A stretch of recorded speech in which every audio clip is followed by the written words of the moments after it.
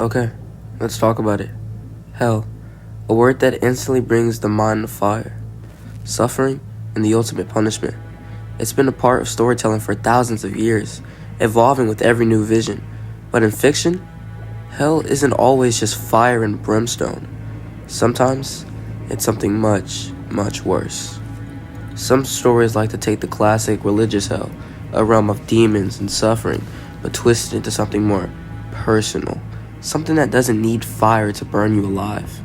Today, we'll be diving into 3 of the most unique depictions of hell. I'll be ranking Berserk, Silent Hill 2, and Hellraiser. Without further ado, let's talk about it.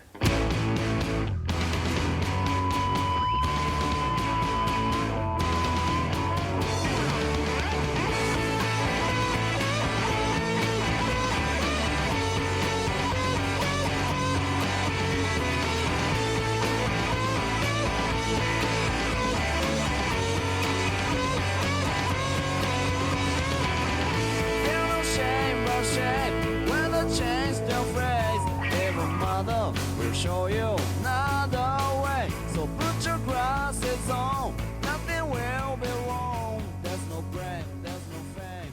It's up to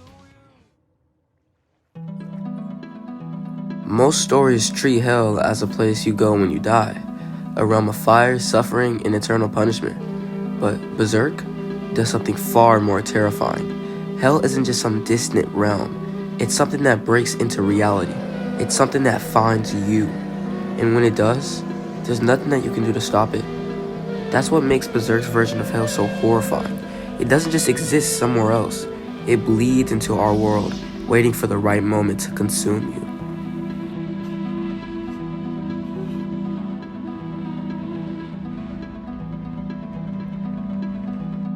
The eclipse is one of the most horrifying events in manga and anime history. It's not just because of the violence. It's because of how suddenly reality itself stops making sense. 1 second, Griffith is at his lowest, broken, beyond repair.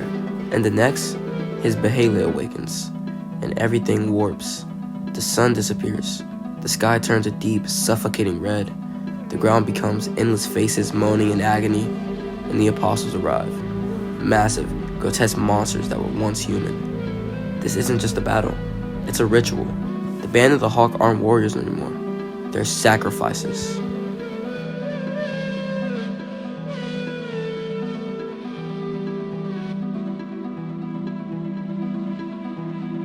If the eclipse is the gateway to hell, then the God Hand are its rulers. These aren't just powerful demons. They are beings so far beyond human understanding that they barely register as life forms. Each one of them is monstrous in their own way. Void, the eerie, brain-exposed figure who speaks with godlike authority. Slan, seductive and sadistic, viewing suffering as art. Ubik, the twisted joker who revels in manipulation. Conrad, silent and bloated, spreading disease like an uncaring force of nature. They don't fight, because they don't need to. Their power is absolute, and in this moment, they offer Griffith a choice. There is one thing I can do for them. It is to win, and keep winning until I attain my dream. My dream is already smeared with blood. I don't regret, I don't feel guilty, but I'd rather sacrifice myself than watch any more innocent children die in the name of my dream.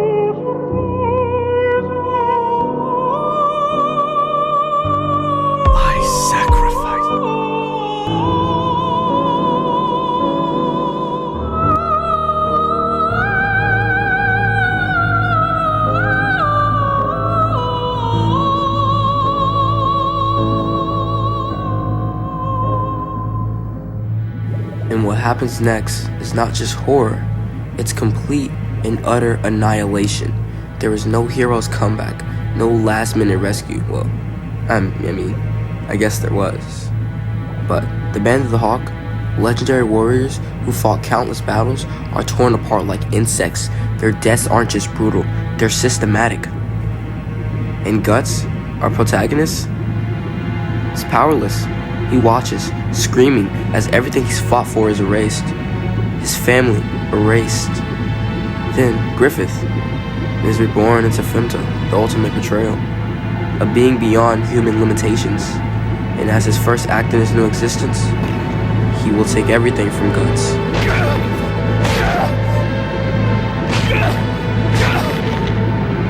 So, why is Berserk's version of Hell so disturbing?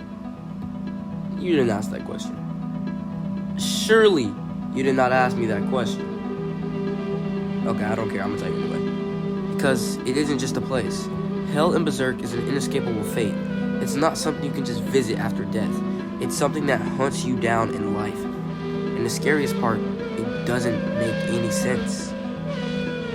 The apostles were all once human. The God Hands speak with absolute certainty, and the eclipse follows a logic that we just cannot understand. And the people inside of it, they're nothing more than victims.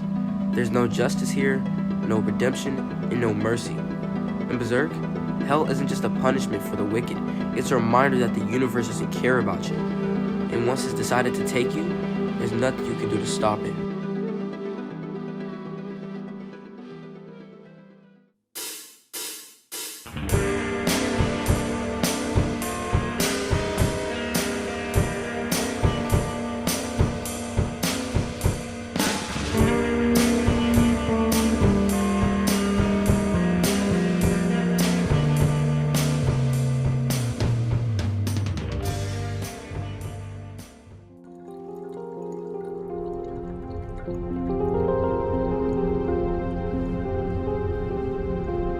When you think of hell, typically you'd imagine somewhere else.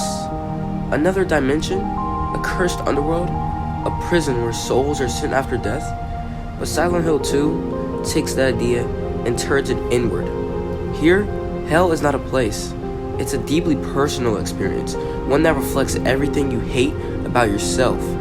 This is a hell built for you and by you. It doesn't torture your body, it forces you to confront the worst parts of your soul.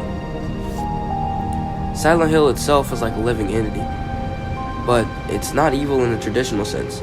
It doesn't punish people randomly. It calls them, people who are already suffering, who have sins they refuse to acknowledge. James Sunderland arrives in Silent Hill after receiving a letter from his dead wife, Mary, but right from the start, the town feels wrong. The streets are empty, but you're never alone. The fog is endless, thick, suffocating. It blinds you, making you feel lost, vulnerable. There is no way out. No one to help you. No one to explain what is happening. The isolation is cruel. Silent Hill doesn't attack you immediately. It lets you wander, lets you sink into your own mind. The horror here is slow, creeping, psychological. It's not about jump scares. It's about the dread.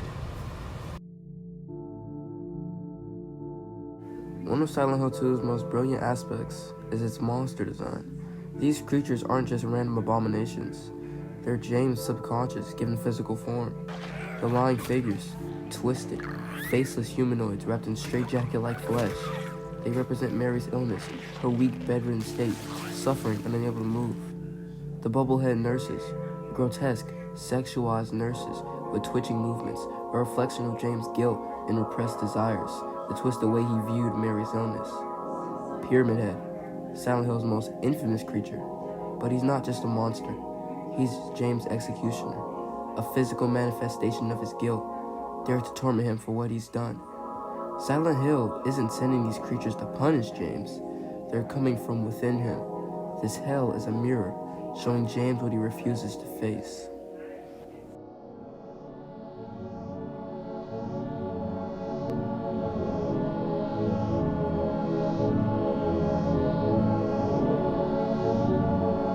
James spends most of the game searching for Mary, convinced she's still alive somewhere in this town. But deep down, he already knows the truth. Silent Hill doesn't create lies. It forces you to see what you've been avoiding. And when James finally returns to Lakeview Hotel, the place of his happiest and most painful memories, it's here that his personal hell is fully revealed. The tape recorder. James finds a tape that shatters his entire illusion. It shows him what he's been suppressing. He didn't receive a letter from Mary. He killed her. The hotel burning away. As James comes to terms with the truth, the illusion of the hotel begins to dissolve into a ruined version of itself. Because Silent Hill was never real. It was just his mind protecting him from reality.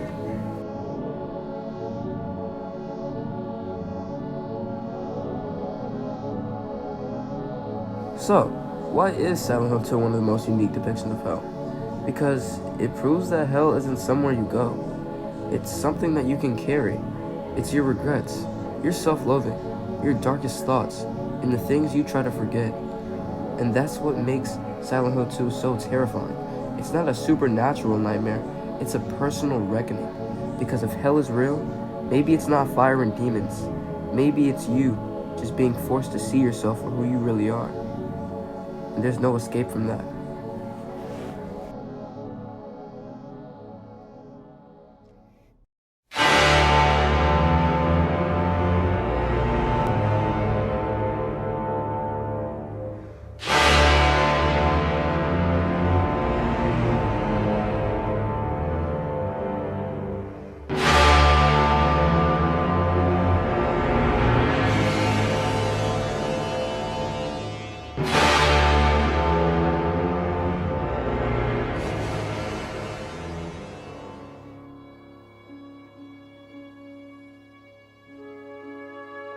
In most depictions of hell, damnation is forced upon you.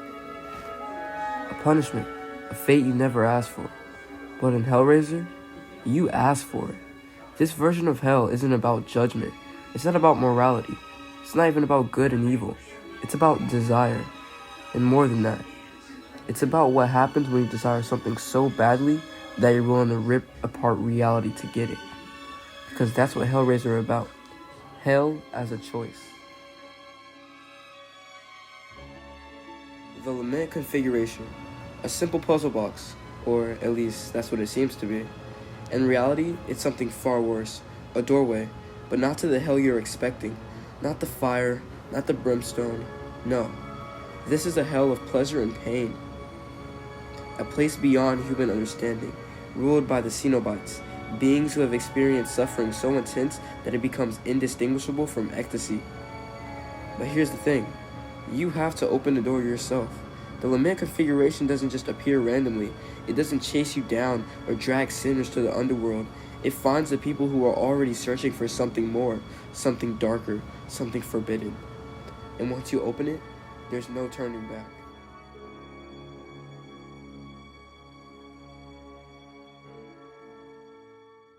As if summoning hell into your very own household wasn't bad enough, we have the Cenobites. Most versions of hell have demons, creatures of evil, sadistic beings who revel in torment. But the Cenobites, they aren't demons. They call themselves explorers, priests, servants of experience. They don't believe they're torturing anyone. To them, suffering and pleasure are the same thing, just two sides of the same coin. And that's what makes them so terrifying. They don't punish you for your sins. They don't hunt you down because you were bad in life. They come because you called them. You wanted to feel something beyond human understanding? You wanted to push past the limits of flesh? Congratulations. You got exactly what you asked for.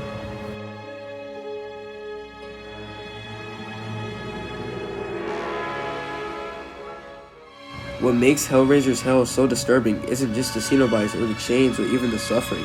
It's the idea that hell isn't a place, it's a state of being. Think about it. Most of the people who solve the puzzle box aren't innocent victims. They're people searching for more pleasure, more power, just more sensation. And that's what makes this version of hell so terrifying. It doesn't just punish you, it gives you exactly what you wanted. It shows you why you were never ready for it. There's a reason why people like Frank, Julia, and others can't stop. Even after suffering unimaginable torment, they still want more. They still open the box. Because in Hellraiser, damnation isn't forced on you. You damn yourself.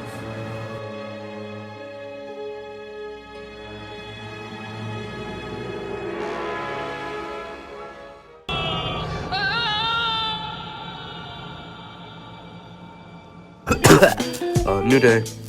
I just woke up, but I just finished this video, so thank you very much for finishing it. And Make sure to like, subscribe, leave a comment or whatever. That would mean so much to me. Bye bye.